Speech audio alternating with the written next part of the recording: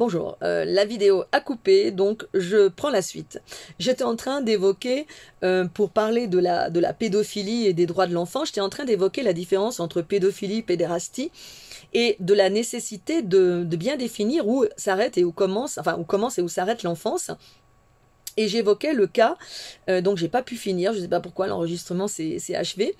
J'évoquais le cas de Charles Trenet qui avait été accusé de détournement de mineurs et qui avait traîné longtemps cette casserole de pédophile, alors qu'en réalité, il avait tout simplement été surpris dans son jardin, dans le jardin de sa propriété, alors qu'il avait, je ne sais plus, même pas 30 ans, enfin une trentaine d'années maximum, avec des jeunes gens qui avaient 18, 20 ans. Donc, moins de 21 ans à l'époque, et à l'époque, la majorité était de 21 ans, et il a été surpris, donc, ayant des rapports, des comportements homosexuels avec ces jeunes gens. Donc, accusé de détournement de mineurs, alors que ces mineurs en question, c'était pas des enfants. C'était des jeunes gens qui avaient donc 18-20 ans. Donc aujourd'hui, évidemment, on ne parlerait absolument plus de détournement de mineurs, et on ne parlerait pas, encore moins évidemment, de pédophilie pour cette situation. Donc c'est très important de définir les choses correctement et de savoir de quoi on parle. Il importe, pour définir les droits de l'enfant, de délimiter donc le moment où cela s'arrête. Ces droits de l'enfant, vous trouvez par exemple dans la Convention relative aux droits de l'enfant qui a été publiée, adoptée à l'unanimité par l'Assemblée générale des Nations unies en 1989, vous trouvez un certain nombre de droits. Le droit aux soins, le droit à l'éducation, le droit au respect. Et c'est quand même la première fois de l'histoire où un texte international a reconnu des droits aux moins de 18 ans et les a reconnus comme des personnes à part entière avec des droits civiques. Il y a quand même 54 articles. Donc je les évoquais de façon très vague, mais je vous recommande d'aller les voir. Hein. Il y a le droit d'avoir un nom, une identité, le droit d'être soigné, le droit d'être nourri convenablement, le droit d'être protégé de la violence, le droit d'aller à l'école, le droit de jouer, le droit d'avoir des loisirs, le droit de ne pas être exploité, le droit d'avoir une famille, le droit même d'être aimé.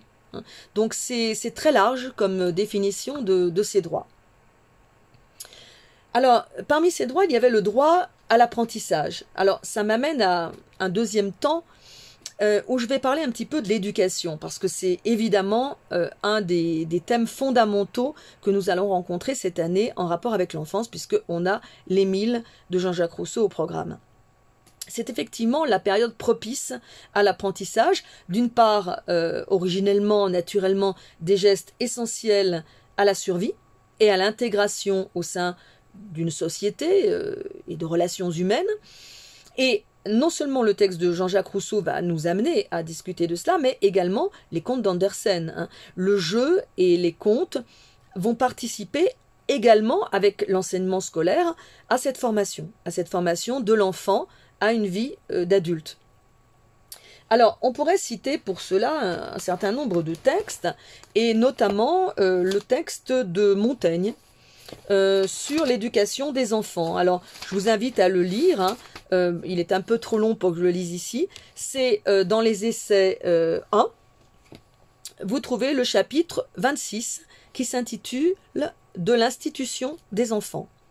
Alors, c'est un texte fondamental qui a certainement influencé Rousseau. C'est un texte écrit par un humaniste, c'est-à-dire la période de l'humanisme, c'est une période où on aspire à une connaissance diverse, à la connaissance de l'honnête homme qui se doit d'intégrer toute la connaissance de son époque, toute la connaissance de l'humanité, mais c'est aussi une connaissance ouverte. Montaigne est quand même celui qui va dire qu'il préfère une tête bien faite à une tête bien pleine. Donc, il ne veut pas un bourrage de crâne, un bourrage de cerveau, mais il veut apprendre à philosopher, apprendre à ouvrir l'esprit. Et il a bénéficié quand même d'un enseignement, d'un type d'enseignement très particulier et très humaniste de la part même de son père. Hein. Avant même Montaigne, son père a été particulièrement soucieux de ces problèmes de pédagogie. Donc je vous incite à lire ce chapitre, hein, qui est pas très long, mais qui est trop long pour que je le lise avec vous ici, hein, mais qui est important. Des passages, par exemple, où il dit « Qui suit un autre, il ne suit rien, il ne trouve rien, voire il ne cherche rien. » Et un texte, enfin une autre phrase que j'aime beaucoup, qui est juste après, « Les abeilles pillotent de ça, de là les fleurs, mais elles en font après le miel, qui est tout leur. » C'est-à-dire la nécessité, certes, de s'instruire, de lire. On sait que la bibliothèque de Montaigne était énorme et qu'il se réfère souvent à des tas d'auteurs. Il donne énormément de citations, il cite énormément de textes. Mais Montaigne est un libre penseur au sens fort du terme, c'est-à-dire à partir de toutes ces petites fleurs qu'il butine, pillote de ça et là les fleurs, hein, à partir de tous ces textes qu'il découvre, il se fabrique une pensée qui lui est propre, qui lui est personnelle. Et pour lui, le but de l'éducation, c'est ça, se forger une pensée qui soit sa propre pensée. Et en cela, Montaigne est un précurseur de Rousseau, mais aussi un héritier de Socrate. Hein, parce que malgré tout, chez Socrate et chez Platon, il y a cette idée qu'on ne donne pas des connaissances, mais que par des petites questions, par une manière pédagogique de poser des questions, de dialoguer, on va aider l'autre à accoucher de la vérité.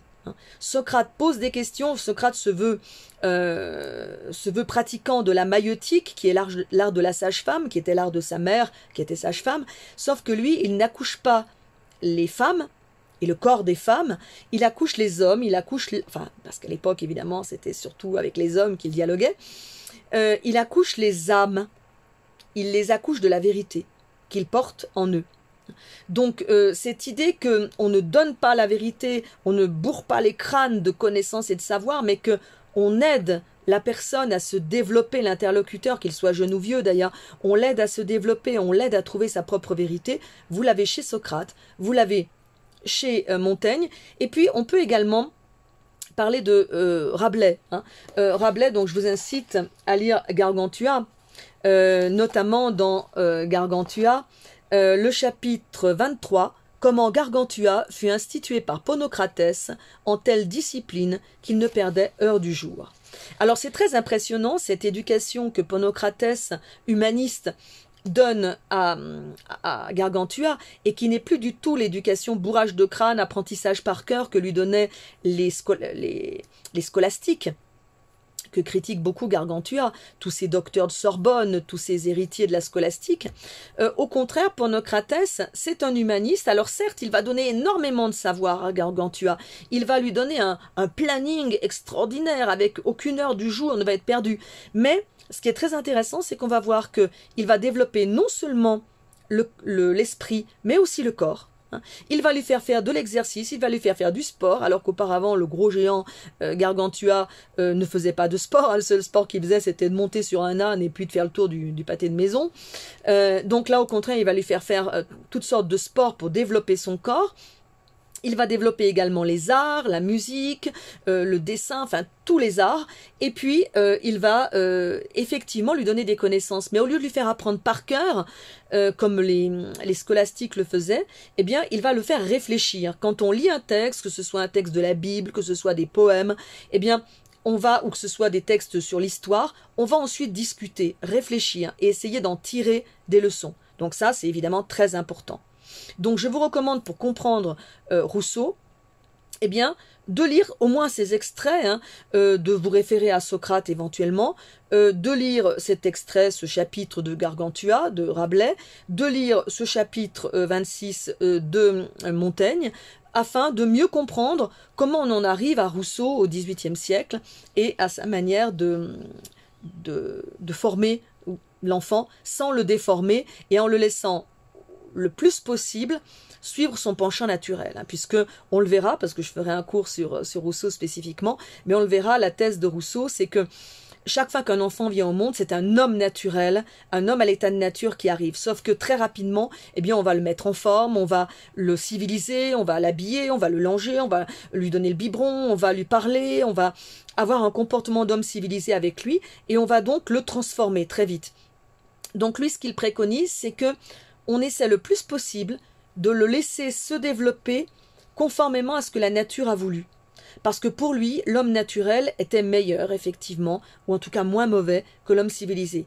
Donc on ne peut pas ne pas l'éduquer du tout, hein, il ne préconise pas du tout l'absence d'éducation, hein, le laisser à lui-même, mais que le précepteur, l'éducateur, se tienne un peu en retrait, soit là pour protéger l'enfant, pour lui éviter de faire des expériences dramatiques, qui ait des conséquences dramatiques pour lui. Mais il faut quand même laisser l'enfant faire ses propres expériences et tirer lui-même ses leçons de son expérience. Et également de ses lectures, de son apprentissage, lui donner le goût d'apprendre, mais ne pas lui imposer un apprentissage, hein. Ne pas le dégoûter définitivement du savoir en le lui imposant. Donc c'est vraiment une conception de l'éducation très libre, très ouverte, qui hérite quand même des prédécesseurs que j'ai cités auparavant, et qui va inspirer des éducateurs contemporains au XXe siècle.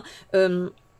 La liberté donnée à la pédagogie, que ce soit avec les méthodes de Freinet, que ce soit avec Françoise Dolto, est héritière de Jean-Jacques Rousseau. Il a durablement et efficacement influencé les méthodes pédagogiques telles qu'on les a pratiquées depuis, on va dire, la seconde moitié du XXe siècle, où on a peu à peu renoncé au par cœur, où on a donné plus de place à l'initiative de l'enfant, à sa réflexion, à un côté ludique de l'apprentissage de connaissances. Donc ça, c'est très important. Mais avant de revenir un petit peu à cet apprentissage et à cette éducation, je pense qu'il faut faire un petit détour par quelque chose de plus moderne. C'est ce que les psychologues et plus particulièrement la psychanalyse nous a appris sur ce qui se joue dans la petite enfance, sur cette période essentielle de l'apprentissage qui est celle de la toute petite enfance, c'est-à-dire des 5 premières années. Parce qu'effectivement, c'est dans ces 5 premières années que tout se joue. Alors, je me référerai ici, et je vous renvoie à Freud, bien évidemment, à Lacan, à Françoise Dolto, bien sûr, qui a consacré, qui a appliqué la psychanalyse plus particulièrement à l'enfance, et puis également Bruno Bettelheim, très important, psychanalyste qui s'est intéressé à l'autisme, dans les Forteresses vides notamment, mais également qui a écrit la psychanalyse des contes de fées, que je vous recommande vivement, je ne l'ai pas sous la main pour vous montrer la couverture, mais la psychanalyse des contes de fées, c'est un texte fondamental, parce que il montre comment on peut comment on peut comprendre l'effet des contes de fées sur les enfants, un effet qui n'est pas calculé, voulu, mais qui est un effet bel et bien réel. Il cite des contes, pas seulement des contes d'Andersen, des contes de Grimm, des contes de Perrault, mais c'est toujours le même principe.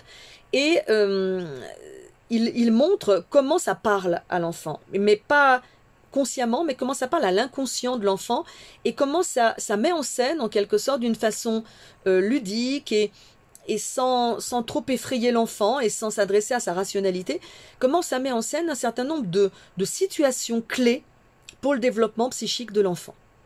Alors, rendons d'abord à César ce qui appartient à César, c'est-à-dire la psychanalyse à son auteur, à son père, à savoir à Freud.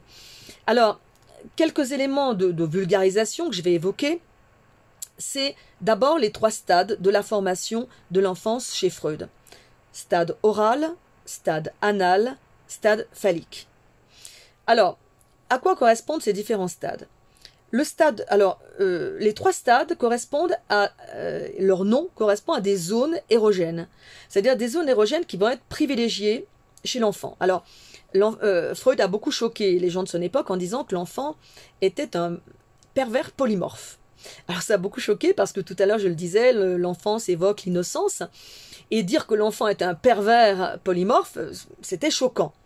En fait, ça veut dire tout simplement qu'il n'est pas encore déterminé à un certain type de désir, que c'est encore ouvert, que la manière dont il va vivre plus tard sa sexualité, son rapport au désir, son rapport au plaisir est encore ouverte, et que tout est bon pour lui, pour satisfaire sa libido. Donc la libido, c'est le désir. Il parle également d'éros, le désir. Et ça ne se limite pas à la sexualité, hein. Il y a du plaisir dans toutes sortes d'actions. Manger, toucher quelque chose d'agréable, écouter de la musique, respirer une odeur plaisante. Enfin, le plaisir, on l'a par tous nos sens, par nos 5 sens, heureusement. Donc l'enfant est polymorphe dans sa quête du plaisir. Simplement, dans son évolution, selon les âges, il y a des zones plus particulièrement dédiées au plaisir. Et la première zone qui est dédiée au plaisir chez l'enfant, c'est la zone orale, c'est-à-dire la bouche. La bouche, les lèvres, la langue, le palais, la bouche, l'oralité dans un sens très général. Alors effectivement, ce qui compte pour l'enfant, ce qui est essentiel pour lui, c'est de manger, s'alimenter. C'est vraiment ce qui est vital. Il ne fait rien d'autre, il ne bouge pas tellement, il ne se déplace pas, mais il faut qu'il mange. Donc il faut qu'il prenne du plaisir à manger. Donc le plaisir passe par la bouche. Alors la succion, on sait que même dans le ventre de sa mère, l'enfant suce son pouce. L'enfant va donc aimer manger, mais il va aussi avoir toujours ce réflexe de succion. Il va sucer son pouce, ou bien il va sucer une sucette qu'on va lui donner, et tout objet qu'on va lui donner, il va le porter à sa bouche. Sa bouche, c'est le lieu qui va lui permettre de découvrir des objets, d'où sur les jouets, parfois des avertissements de précaution à ne pas donner à des enfants de moins de 36 mois, je crois, parce que l'enfant, dans ses premières années, ça va jusqu'à 2-3 ans, ce réflexe de tout mettre à la bouche, eh bien, dès qu'il y a quelque chose qui l'intéresse, il goûte, il met à la bouche, il fait toutes sortes d'expériences. On sait bien que la plupart des enfants, dans le bac à sable, eh bien, ils vont essayer de manger du sable. Alors, ils vont le faire qu'une fois, parce que c'est assez désagréable. Mais voilà, il faut que ça passe par la bouche, cette découverte. Donc, stade oral.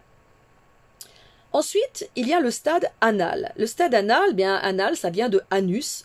C'est le stade où l'enfant va apprendre la propreté. Alors effectivement, faire ses besoins, c'est quelque chose d'agréable. On n'en parle pas, c'est pas quelque chose qui se dit tellement parce que voilà, on a une espèce de pudeur par rapport à ça. Mais ça fait partie des plaisirs. Et l'enfant, quand il a envie de faire ses besoins, bien il les fait immédiatement. Il n'y a pas de distance entre l'envie et la réalisation de cette envie. Et c'est agréable. Souvenons-nous, on n'a même pas besoin de se souvenir parce qu'on a totalement oublié cette période-là de notre enfance. Mais quand on a un besoin pressant, eh bien le moment où on peut enfin aller dans un petit lieu où on peut le satisfaire, c'est un soulagement. Et donc c'est un plaisir. Bon, dont on ne parle pas, dont on ne va pas écrire des poèmes et des textes là-dessus, mais c'est un plaisir. Et on va demander à l'enfant, pour s'intégrer dans la société, ne serait-ce que pour aller à l'école, de renoncer à ce plaisir. C'est-à-dire d'accepter, de retenir ce plaisir. Alors, pas évidemment d'y renoncer définitivement, c'est pas possible, heureusement, mais d'y renoncer le temps qu'il soit justement dans un lieu adéquat. Et ça pour ne pas déranger autrui par on va dire, les odeurs et la vue de ce qu'il va produire. Donc ça, c'est un effort pour l'enfant. Alors évidemment, ça peut se demander qu'à partir du moment où ses sphincters sont capables de lui permettre de se retenir. Mais pourquoi il le fait? Pourquoi est-ce qu'il va renoncer comme ça à ce plaisir? C'est pas encore par souci d'aller à l'école ou de s'intégrer dans la société des humains. Il n'est pas conscient de cette nécessité. Par contre, il y a deux façons de lui apprendre la propreté. Il y a l'ancienne façon, qui est la punition, qui est le gronder, le punir, s'il ne fait pas ses besoins là où il faut, s'il les fait sur lui. Ça, c'est une méthode qui marche, mais elle n'est pas vraiment efficace, et elle est dangereuse, selon Freud, parce que on va donner l'impression à l'enfant que ce qu'il fait est mal. Or, faire ses besoins, c'est pas mal d'un point de vue moral. C'est normal, c'est naturel biologiquement. Si on se retient, c'est simplement socialement, par convention. Je pense à un film, je ne sais plus s'il est de... C'est une séquence qui est... Je ne sais plus si c'est dans un film de Fellini ou de Visconti, pardon, pas de Visconti, de Buñuel, où on voit une scène où il y a une sorte d'inversion des valeurs. On voit des gens qui sont autour d'une table de façon très conviviale, mais qui ne mangent pas, qui feuillettent des magazines et qui sont assis sur des sièges WC. Et à un moment donné, il y en a un qui se lève un peu discrètement, fait signe aux autres, s'éloigne, va dans une toute petite pièce, s'enferme à clé et tire une espèce de planche et commence à manger. Donc il y a une sorte d'inversion, on mange discrètement, secrètement et on fait ses besoins en public. Et après tout, c'est ce que font les animaux. Les animaux, regardez comment se comporte un chien, il a plutôt envie d'être tout seul quand il mange parce que les autres risquent de lui manger, de lui prendre sa nourriture, donc il est plutôt Il a plutôt envie d'être dans son coin pour manger. Par contre, il est assez curieux des excréments de ses congénères ou même des marques de territoire par l'urine de ses congénères. Et qu'est-ce que font deux chiens qui se rencontrent? Ils se sentent pas le museau, ils se sentent autre chose. Donc, on voit bien que nos conventions à nous, ce sont des conventions, c'est pas naturel. Alors, je prétends pas qu'il faut les inverser, hein, c'est juste, d'ailleurs, le film était juste une boutade qui amène à réfléchir sur ce qui est naturel et sur ce qui est culturel. Mais c'est vrai qu'on ne peut pas demander à l'enfant d'être conscient de cela. Donc, si on lui apprend que faire ses besoins, c'est mal, on va lui apprendre à mépriser son corps, à voir son corps comme quelque chose de sale. Et c'est dommage, parce que notre corps, c'est notre meilleur ami, c'est notre meilleur allié. Donc, la meilleure façon, c'est de lui apprendre la propreté par la récompense, c'est-à-dire par la félicitation. On va féliciter l'enfant qui s'est retenu, qui a fait ses besoins dans son pot au bon moment. Et de plus en plus, c'est ce qu'on fait. Hein, et Françoise Dolto a aussi milité pour cela. Et le résultat, c'est pas seulement qu'on ne traumatise pas l'enfant, mais ça va beaucoup plus loin. C'est-à-dire qu'on a appris à l'enfant à renoncer à un plaisir solitaire et immédiat, faire ses besoins quand il en a envie, pour un plaisir beaucoup plus subtil, indirect, qui est le plaisir de faire plaisir à autrui. C'est-à-dire le plaisir de faire plaisir à ses parents. En général, c'est les parents qui sont concernés. Les parents sont heureux, fiers de l'enfant, vont le féliciter parce qu'il a fait ses besoins au bon moment, au bon endroit, parce qu'il s'est retenu. Et c'est beaucoup plus gratifiant pour l'enfant d'être félicité, d'être apprécié par ceux qui l'aiment, que de faire son petit plaisir dans son coin tout seul. Et ça, c'est fondamental, parce que ça apprend dans nos futures relations à autrui. Ça apprend que il y a plus de plaisir à faire plaisir à ceux qu'on aime qu'à prendre un plaisir solitaire. Évidemment, ça va être applicable dans la relation amoureuse. Imaginez dans la relation amoureuse, lorsque l'homme ne pense qu'à son petit plaisir solitaire, bon, ça le regarde, hein, s'il se donne du plaisir tout seul, mais s'il le fait avec une femme, avec sa compagne, si dans sa relation amoureuse avec une femme, que ce soit une relation amoureuse ou purement sexuelle, s'il ne pense qu'à trouver son propre plaisir, c'est pas très agréable pour la femme et elle va rapidement prendre le large. Par contre, la relation est beaucoup plus enrichissante et pour elle, mais aussi pour lui, s'il est capable de prendre conscience que le vrai plaisir, ça va être de donner du plaisir à la femme et seulement ensuite prendre son plaisir à lui. Ensuite ou en même temps, c'est encore mieux. Mais le principal, ça va être, il va y avoir beaucoup plus de gratification à donner du plaisir à sa partenaire qu'à en prendre simplement pour lui-même. Et ça, c'est quand même fondamental dans les relations amoureuses. Mais c'est aussi le fait de se retenir pour plein de choses. Par exemple, quand on pense quelque chose, qu'on a... certaines personnes se disent francs. Ah ben moi, je suis franc, je dis ce que je pense, je suis sincère. Mais souvent, c'est une sorte de logorée qui est un peu comme de la diarrhée, c'est-à-dire on se vide, on n'est pas capable de se retenir. On pense quelque chose, on le dit. Quelqu'un fait quelque chose qui ne nous plaît pas, ou une tête qui ne nous revient pas, eh bien on le dit directement. Alors, c'est une forme de franchise, de sincérité. Le problème se pose seulement quand il s'agit de quelqu'un qu'on aime. C'est-à-dire quand on aime quelqu'un, que ce soit un ami, que ce soit un partenaire amoureux, que ce soit un parent, un enfant, un frère, une sœur, etc. Quelqu'un que l'on aime, dire immédiatement ce qu'on pense, ça peut faire mal à l'autre, et c'est pas toujours utile. Évidemment, si l'autre nous demande, dis-moi franchement ce que tu penses, bon, il faut le dire. Ou si c'est utile à l'autre pour progresser, d'accord. Mais si c'est simplement pour se vider soi-même, on pense quelque chose, on le dit, tant pis si l'autre, ça lui plaît pas, tant pis si la manière dont on le dit, on n'y fait pas attention. Et là, ça prouve qu'on a mal vécu son stade anal. Certes, on a appris à être propre. Hein. Je suppose qu'un adulte, il fait là il faut. Mais on l'a mal appris. Soit qu'on l'a appris par la punition, soit qu'on l'a appris tardivement. On l'a mal appris. Ça s'est mal passé. Quelque part, ce stade anal s'est mal passé. Et du coup, on ne sait pas que c'est beaucoup plus gratifiant de se retenir, de dire immédiatement, sans filtre, ce qu'on pense, et qu'on peut le dire, bien sûr, de la même façon qu'on ne se retient pas définitivement de faire ses besoins. On peut dire ce qu'on pense à l'autre, quand on l'aime, mais on peut le dire avec des formes. On peut le dire en se demandant est-ce que ça ne va pas lui faire du mal? Comment est-ce que je peux le dire de telle sorte que ça ne le fasse pas souffrir? Et donc on est suffisamment empathe, en quelque sorte, pour se mettre à la place de l'autre.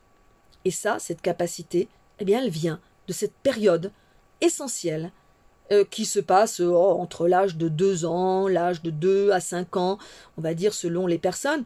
Mais il vaut mieux que cet apprentissage de la propreté soit lent, mais qu'il se passe bien, plutôt qu'il soit rapide et qu'il se passe sans qu'on apprenne en même temps cette importance de faire plaisir à ceux qu'on aime.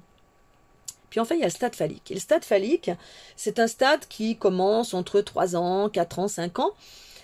C'est le stade où, un phallus, c'est le stade où la zone érogène, c'est la zone des parties sexuelles. Hein, donc le phallus pour le garçon, les parties sexuelles féminines pour la fille. L'enfant découvre peu à peu la différence des sexes, soit en regardant ses petits camarades, soit en voyant ses parents, soit avec des images, enfin bref. Et il découvre également que c'est une zone où il peut éprouver du plaisir. C'est l'époque de la masturbation, où l'enfant va se caresser, se donner du plaisir. Bon. C'est tout à fait normal. Et là aussi, si l'enfant est sanctionné par ses parents, je me souviens de textes qu'on avait étudiés il y a quelques années en prépa, et de la biographie des auteurs en question, Michel Leiris, mais également Kafka, et dans leur biographie, on découvrait qu'ils avaient été sanctionnés, critiqués violemment par les parents lors de découvertes de leur masturbation. Ça, c'est dangereux aussi parce que la masturbation, c'est comme faire ses besoins. C'est-à-dire que c'est pas un crime, c'est pas une faute, c'est normal, c'est naturel de chercher du plaisir. La seule chose qu'il faut apprendre à l'enfant, c'est de le faire discrètement, pas devant tout le monde. Et de la même façon qu'il va faire ses besoins dans les toilettes en fermant la porte à clé, eh bien, s'il a à se donner du plaisir tout seul, qu'il le fasse discrètement dans sa chambre, sans le faire devant tout le monde. Mais sinon, il n'y a pas à le culpabiliser, parce que sinon, c'est lui inculquer l'idée que la sexualité, c'est mal, c'est sale. Et évidemment, si en plus on lui fait peur, en le menaçant presque de castration symbolique, là, c'est évidemment très très grave, et ça peut donner lieu à de l'impuissance même chez un garçon, hein, ou à de la frigidité chez une femme.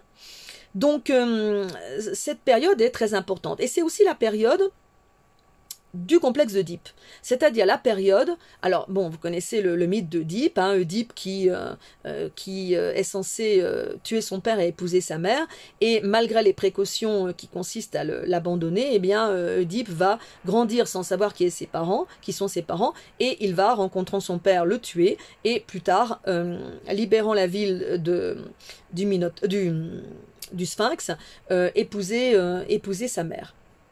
Donc, le complexe d'Oedipe, c'est valable aussi pour les filles, hein, mais dans ce cas-là, évidemment, c'est inversé. C'est le fait que le désir va se tourner pour le petit garçon vers sa mère, pour la petite fille vers son père, c'est-à-dire vers le parent de sexe opposé. Alors, pour le petit garçon, c'est toujours beaucoup plus fort, parce que fille ou garçon, l'enfant jusqu'à 3 ans, il est surtout tourné vers sa mère, ce qui est normal puisque biologiquement le seul parent qui est vraiment indispensable à un mammifère, c'est sa mère, hein, excusez-moi, je rebranche mon ordinateur, c'est sa mère qui est vraiment indispensable à sa survie. Donc le complexe d'Oedipe chez le garçon va renforcer cet attachement à la mère, chez la petite fille il va l'éloigner un petit peu de sa mère pour la diriger vers son père. Dans les deux cas, donc, l'enfant a envie d'être reconnu par le parent de sexe opposé, a envie d'être désiré. Alors évidemment, c'est pas sexuel au sens où on l'entend, au sens de la maturité sexuelle. Ça ne veut pas dire que le petit garçon a envie de faire l'amour avec sa mère. Il sait peut-être même pas comment on fait l'amour, ce qui est fort probable quand même entre 3 et 5 ans. La petite fille non plus, elle n'a pas envie de faire l'amour avec son père. Par contre, on entend couramment l'enfant de cet âge-là dire « quand je serai grand, j'épouserai maman » ou « quand je serai grand, j'épouserai papa ». C'est-à-dire l'idée qu'ils peuvent devenir la femme du père, le mari de la mère. Dans ce cas-là, évidemment, l'autre parent est vécu comme un rival dangereux, un rival donc avec un sentiment de jalousie vis-à-vis de lui. Alors, comment ça se passe bien? C'est-à-dire dans l'idéal. Dans l'idéal, l'enfant va prendre conscience que le mari de la mère, c'est pas lui, ça ne sera jamais lui, c'est le père. et que la femme du père, c'est pas elle, c'est sa mère. Et à ce moment-là, eh bien, au lieu de continuer à être dans un sentiment de rivalité, il va y avoir identification. Le petit garçon va avoir envie de ressembler à son père pour lui aussi un jour mériter le désir d'une femme. Et là, il va se rapprocher de son père et il va devenir un homme en s'identifiant à un homme. La petite fille va se rapprocher de sa mère et va devenir une femme en s'identifiant à une femme. Et là, tout va bien. Le complexe d'Oedipe est résolu et le désir amoureux va pouvoir se tourner vers d'autres partenaires de sexe opposé. Et ça ne se passe pas toujours bien. Alors, ça ne veut pas dire que c'est dramatique d'ailleurs quand ça se passe mal, mais il y a plein de circonstances où ça peut se passer mal. Il y a des circonstances, par exemple, où l'un des parents est absent. Si le petit garçon est élevé seulement par sa mère, il n'y a pas de rival. Alors, il peut y avoir un beau-père. Le beau-père fait office de rival, il n'y a pas de souci. Mais c'est peut-être parfois plus difficile de s'identifier à un beau-père s'il est arrivé tardivement dans la vie de l'enfant. Ça peut être aussi un grand-père qui joue le rôle de modèle, et auquel l'enfant peut s'identifier pour grandir et devenir un homme. Ça peut être aussi un personnage fictif, un héros de film, un héros du sport, bon, peu importe, auquel l'enfant va pouvoir s'identifier. Ça peut être un oncle, ça peut être un grand frère. Donc, c'est pas dramatique s'il n'y a pas de père. Ça peut être aussi un père présent, mais un peu effacé, trop faible, ou bien toujours en querelle avec la mère, ou un père trop autoritaire, qui est tellement haut, tellement idéalisé qu'on ne peut pas s'identifier à lui, on ne sera jamais à la hauteur. Et puis, il y a la manière dont le père va réagir. Si le père ne sait pas ce que c'est que le complexe d'Oedipe, le père peut très mal le prendre, en voyant que le petit garçon est tout le temps dans les jupes de sa mère. Il peut se sentir jaloux. Et là, évidemment, il va renforcer ce sentiment d'opposition père-fils. Et puis la mère peut aussi jouer un rôle néfaste, elle peut surcouver, surprotéger son fils, elle peut aussi être mal avec son mari, c'est-à-dire être dans une relation insatisfaisante avec son compagnon, mari, et du coup se sentir frustré d'amour et reporter son besoin d'amour sur son fils. Et à ce moment-là, au lieu d'encourager le fait que le fils se tourne vers son père, fasse des activités avec son père, s'identifie à son père, elle peut au contraire favoriser la fusion avec elle. Une fusion, bien sûr, qui n'est pas sexuelle, mais une fusion sentimentale. Il y a évidemment le cas de divorce avec les parents qui se déchirent et où la mère va peut-être essayer de privilégier donc sa relation avec son fils au détriment du père. Évidemment, tout ce que je dis pour mère-fils est valable pour père-fille, avec le danger aussi qui est moins le danger de la mère vis-à-vis de son fils, du père qui peut aussi avoir des gestes et des attitudes pédophiles avec sa fille, avec son fils aussi d'ailleurs. Et là, évidemment, c'est le danger suprême, c'est-à-dire si le père flatte cette envie de la petite fille de lui plaire, flatte son envie de jouer la coquette, de prendre des jolies petites robes pour lui plaire, et si le père se met à avoir des désirs contre nature, on va dire, vis-à-vis de sa fille, avoir du désir vis-à-vis de sa fille, en profiter, abuser d'elle, évidemment, c'est catastrophique pour la formation psychique de la petite, et même physique, de la petite fille. Ou du garçon, si évidemment il a des abus sexuels vis-à-vis de son fils. Donc, malheureusement, ça ne se passe pas toujours bien.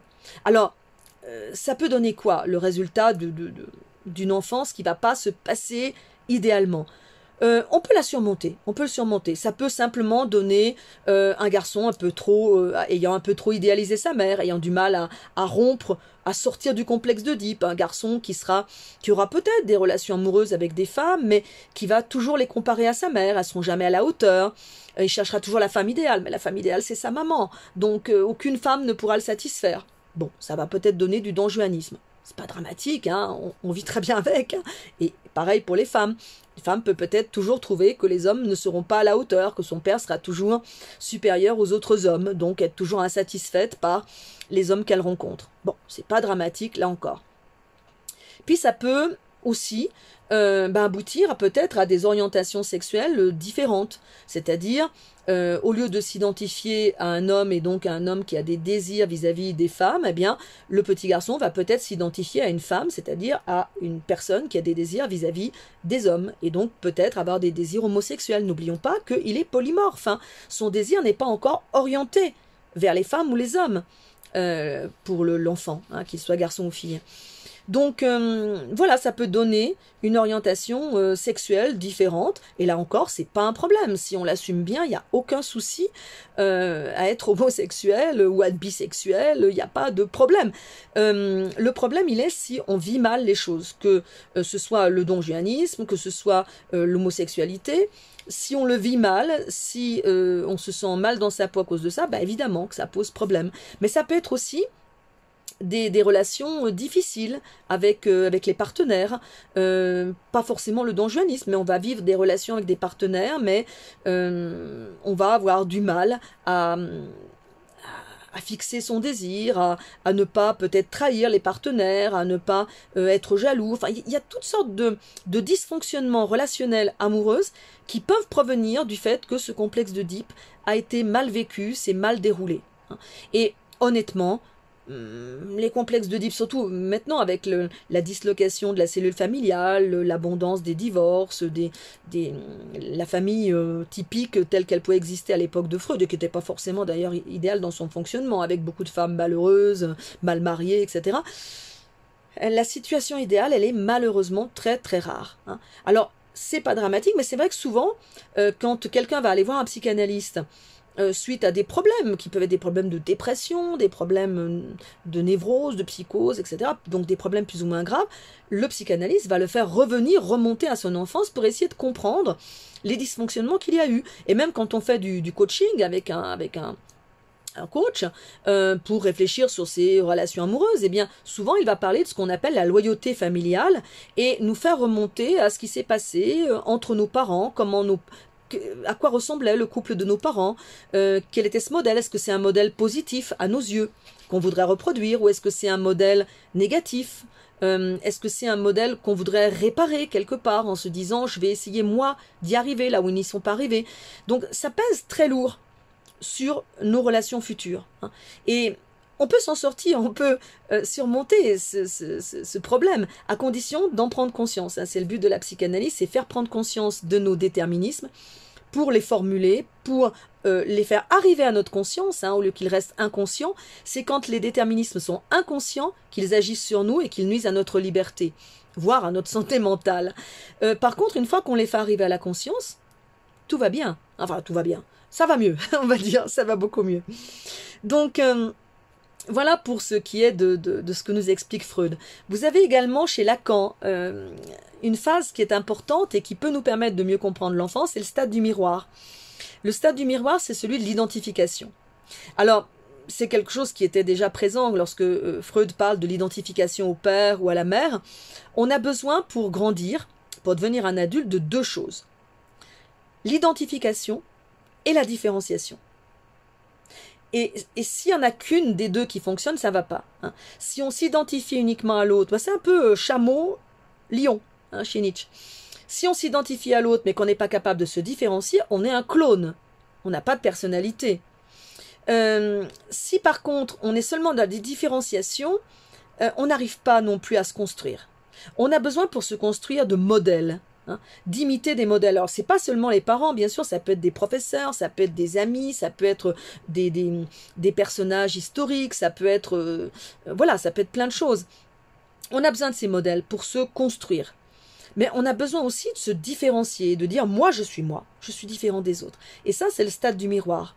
On va se reconnaître dans le miroir. Alors, le miroir objet, on reconnaît sa propre image, et c'est pas immédiat. Au départ, quand on est bébé, on est comme un petit animal qui voit des images dans le miroir, mais qui n'y fait pas attention, puis ensuite qui croit voir un congénère dans le miroir.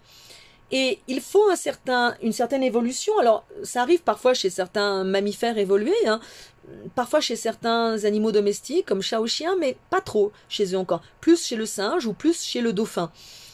Qu'ils arrivent à se reconnaître, à reconnaître leur image dans le miroir. Mais c'est très formateur de la personnalité, parce que ça veut dire que pour la première fois, on se perçoit.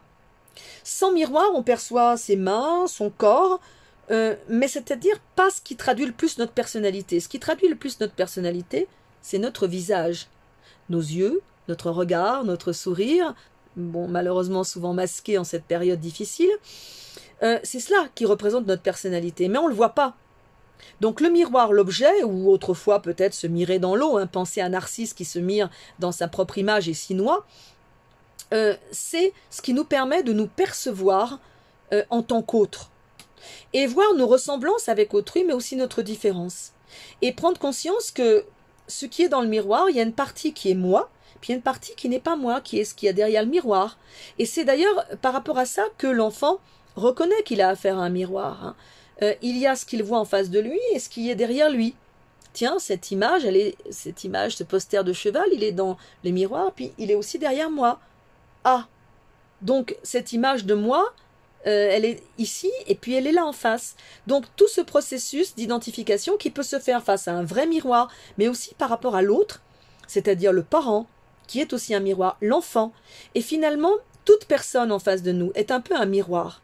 D'où l'importance de la reconnaissance. Et ça, on va le voir aussi chez Rousseau, qu'il avait très bien compris. On a besoin de reconnaissance. Dans le rapport social, le rapport à l'autre, on voit aussi un peu l'autre comme un miroir. Qu'est-ce que l'autre nous renvoie comme image de nous? Est-ce qu'il nous renvoie une image positive, une image négative? Alors, fort heureusement, j'allais dire, souvent les parents nous renvoient une image de nous positive. Notre enfant, c'est le plus beau, le plus intelligent, le plus ceci, le plus cela. Tant mieux. C'est-à-dire, ça permet à l'enfant de se construire comme quelqu'un d'aimable, quelqu'un qui est aimé, quelqu'un qui a des qualités.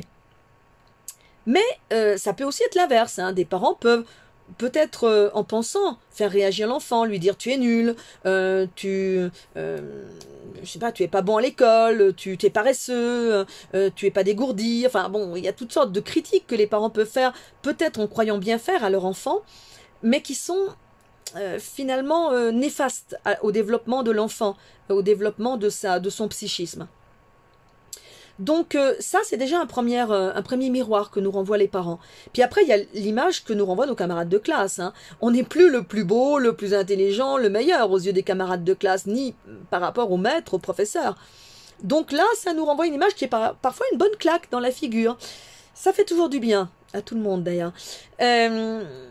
Voilà, donc ça c'est des miroirs, ça nous renvoie un miroir, comment les autres nous perçoivent. Puis évidemment, dans la relation amoureuse ou dans la relation amicale, eh bien l'autre nous renvoie une image qui peut être valorisante, et du coup on se sent bien, on prend confiance en soi, ou au contraire une image qui peut être humiliante, dévalorisante, le partenaire amoureux qui va toujours nous critiquer, qui va toujours être franc, et nous dire ce qu'il voit, cette robe te va mal, cet habit te grossit, ou ce repas que tu as préparé n'est pas bon, n'est pas assez cuit, n'est pas assez salé, tu n'es pas une bonne cuisinière, ou tu n'es pas une bonne sportive, ou je ne sais pas, toutes les critiques qu'on peut faire, au féminin comme au masculin d'ailleurs, à l'autre, peut-être par franchise, par honnêteté, mais qui vont le casser, qui vont casser l'image qu'il a de lui-même et qui peu à peu vont lui faire perdre sa confiance en soi, si tant est qu'il en ait une. Mais même quand on a une grande confiance en soi, des critiques permanentes, des reproches permanents, ou des comparaisons permanentes. Hein. Ça peut être justement, comme je le disais, le garçon qui va toujours comparer sa compagne à sa mère, ou bien, pire encore, à sa précédente compagne, ou à d'autres femmes en général, ou à des modèles, je sais pas, des top modèles, des actrices, etc. Tout cela, ça contribue à casser l'image qu'on a de soi. Comme si un miroir, on se regardait constamment avec un miroir déformant qui nous renvoie une image dévalorisante de nous-mêmes. Donc ça, ce stade du miroir, malheureusement, on ne le surmonte pas toujours. Hein. Et ça, c'est quelque chose d'important. Mais il est évidemment particulièrement important dans l'enfance. La manière dont on se voit à travers le regard des autres dans l'enfance, elle est déterminante. J'ai connu des hommes qui étaient grands, costauds, bien faits, bel homme, et qui, dans leur tête, étaient toujours des petits gros. Parce que enfants, adolescents, c'était des petits gros, empotés, pas sportifs, et qui se sentaient humiliés, dont les autres se moquaient dans les cours de récréation, et qui ont, comme ça arrive souvent aux garçons, fait leur croissance seulement à l'adolescence, et d'un coup se sont mis à grandir, et puis à faire du sport, et à se muscler dans l'adolescence, et sont devenus de grands et beaux hommes, mais qui, dans leur tête, étaient toujours des petits garçons trop gros.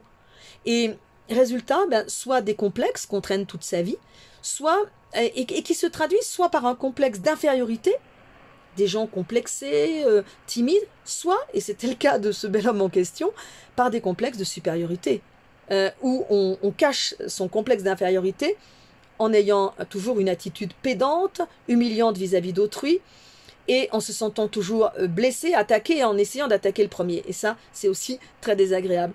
Et là, pour ce stade du miroir, pensez à un conte d'Andersen qui est celui du vilain petit canard. Parce que là, c'est typique, et essayez de le comprendre à travers la psychanalyse des contes de fées de Bruno Bettelheim. Parce que là, c'est également typique de cet enfant, hein, donc le vilain petit canard, qui se sent différent des autres, qui ne se voit pas, il se mire dans l'eau, hein, dans l'eau de la rivière, mais à travers ses petits frères et sœurs, il regarde ses parents, il se voit comme le vilain petit canard. Il est différent des autres et il complexe. Il se sent moche, il se sent rejeté. Il est rejeté. Et c'est seulement quand il va retrouver sa vraie famille, c'est-à-dire les cygnes, eh bien qu'il va comprendre qui il est. Et qu'il va se reconnaître comme un cygne. Et finalement, il va être beaucoup plus beau, évidemment, que les canards. Hein.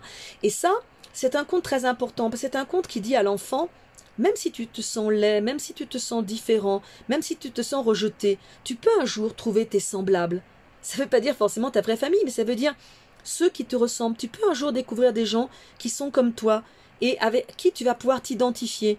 Et qui vont reconnaître peut-être ta beauté, qui est peut-être pas une beauté évidente, qui est peut-être une beauté cachée. Et ça, c'est très important. Donc, le complexe du vilain petit canard, c'est quelque chose de très important qu'on peut comprendre à la lueur de ce que dit Freud, de ce que dit Lacan et de ce que dit Bruno Bettelheim. Lisez également, comme je vous le disais tout à l'heure, les textes de François Dolto qui a particulièrement réfléchi sur l'enfance. Alors, dans un troisième moment, eh bien, on pourra réfléchir sur le lien entre l'enfance et l'imagination, c'est-à-dire sur l'éducation, mais l'éducation à travers le jeu, à travers les contes, à travers les fables, puisque j'en arrivais à parler des contes à travers le vilain petit canard. Donc, réfléchir à ce rôle des fables, des contes, on pourra le faire à travers différents textes, à travers notamment un texte de Rousseau, où il nous parle des fables de La Fontaine.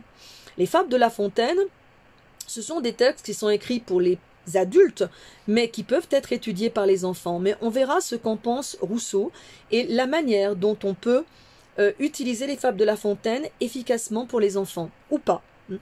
On pourra également élargir avec d'autres textes. Je vous recommande de lire non seulement bien sûr les contes d'Andersen, mais de lire les contes de Perrault. Et ce que dit Perrault de l'utilité des contes aussi pour les adultes. Si Podane m'était conté, j'y prendrais également plaisir. Lire également Alice au Pays des Merveilles.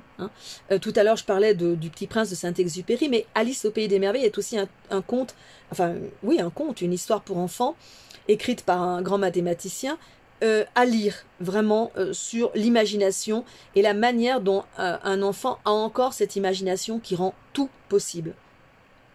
Je vous recommande également, pour travailler sur l'enfant qui est encore en nous, de lire Peter Pan, qui est une belle histoire sur des enfants qui ne veulent pas grandir ou qui ne peuvent pas grandir. Et sur ce complexe de Peter Pan, qu'on retrouve d'ailleurs dans un film qui est Hook avec Robin Williams, où on voit cet homme qui est devenu Peter Pan, qui a grandi finalement, mais qui porte encore en lui et qui retrouve en lui cet enfant qui était Peter Pan. Vous retrouvez d'ailleurs aussi dans un autre film avec Robin Williams un personnage d'un adulte qui a gardé de l'enfance en lui. C'est Mrs. Doubtfire, qui est un film comique, mais où on voit cet homme qui est un éternel enfant et qui est toujours sur la même longueur d'onde avec ses enfants, qui joue avec eux, qui rentre complètement dans des délires d'ado ou d'enfant, qui fait un anniversaire prodigieux à son fils en emmenant un poney dans la salle à manger, avec des enfants qui dansent sur les tables, de la crème chantilly partout sur les meubles, etc. Et on voit sa femme qui elle est adulte et on voit à quel point un homme qui reste ado, qui reste enfant, c'est difficile à vivre.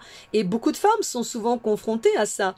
Parce que il est important de garder l'enfant qui est en nous, mais il est important aussi d'apprendre à grandir. Et un adulte, une grande personne, comme dit Saint-Exupéry, qui a certes gardé l'enfant en lui, c'est séduisant, c'est merveilleux, c'est touchant. Un adulte, une grande personne qui reste un enfant, qui est capable de rêve, qui est capable d'imagination, qui est capable de rêver sur une fleur, sur un papillon, c'est touchant, c'est attendrissant. Mais c'est aussi difficile parce que on a besoin, évidemment, en tant qu'adulte, de prendre certaines choses au sérieux. On a besoin de pouvoir faire confiance à un adulte, une grande personne. Une grande personne, c'est aussi quelqu'un qui peut répondre d'elle-même, qui peut être rassurante, sur laquelle on peut s'appuyer, qui peut aider autrui. Un enfant, non, il a juste besoin d'aide, il a besoin de tendresse, il a besoin qu'on s'occupe de lui. Et donc, on voit dans ce film Mrs. Doubtfire à quel point cette femme, elle joue le mauvais rôle auprès de ses enfants parce qu'on ne lui laisse que le mauvais rôle. Son mari ne lui laisse que le rôle de mère fouettarde qui est obligée de sévir, qui est obligée de gronder, de faire les devoirs, de ramener un petit peu d'ordre dans cette famille. Et on voit très bien petit à petit, quand il se met à jouer le rôle de la nounou, cette fameuse Madame Doubtfire, eh bien il finit par comprendre, il garde son originalité, il garde sa fantaisie, et il réussit aussi à communiquer cette fantaisie à son ex-épouse, parce qu'il la libère d'un rôle qui était le rôle d'assurer le quotidien. Le rôle, lui, il va se mettre à assurer le quotidien, faire à manger, faire le ménage, faire toutes les tâches ingrates, et du coup, il va libérer aussi sa femme de ce côté rationnel, raisonnable, quotidien, et va lui permettre d'avoir davantage avec ses enfants un rôle de fantaisie. Donc, notre rapport à nos enfants quand nous sommes parents est important parce que ça nous oblige à grandir, oui. On devient peut-être adulte le jour où on a des enfants, parce qu'on doit assumer pour eux, parce qu'on doit être une figure stable, une figure de référence, être un modèle pour eux.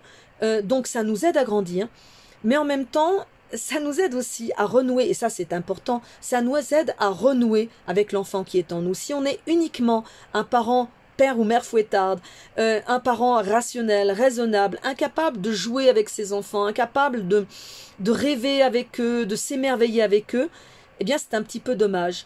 Donc garder l'enfant qui est en nous, c'est important, mais aussi être capable de raconter des contes aux enfants, de leur inventer des histoires, de jouer avec eux, pour eux, mais aussi pour nous, pour ne pas perdre cette capacité d'émerveillement, cette capacité d'imagination qui est resté au fond de nous et qui est notre enfance, ce vert paradis des amours perdus, des amours enfantines dont parlait le poète.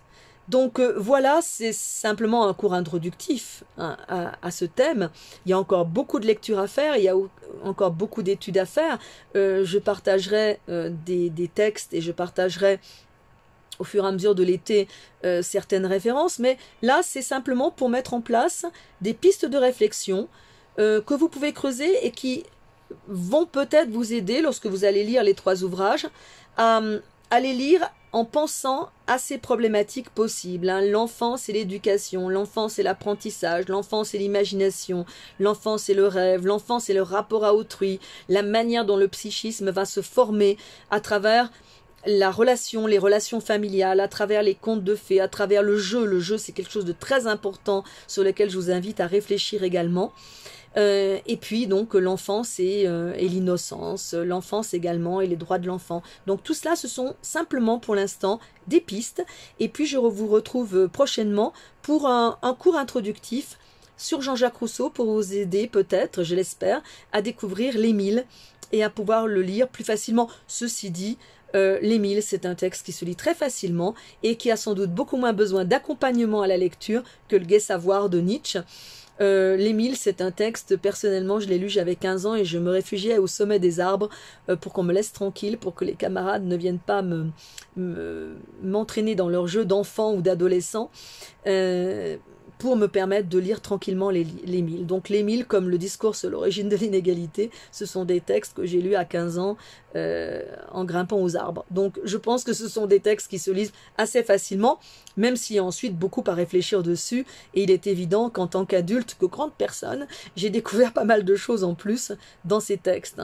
Mais c'est quand même l'Émile qui m'a donné la vocation pédagogique. Bon, ça vaut ce que ça vaut, mais c'est comme ça.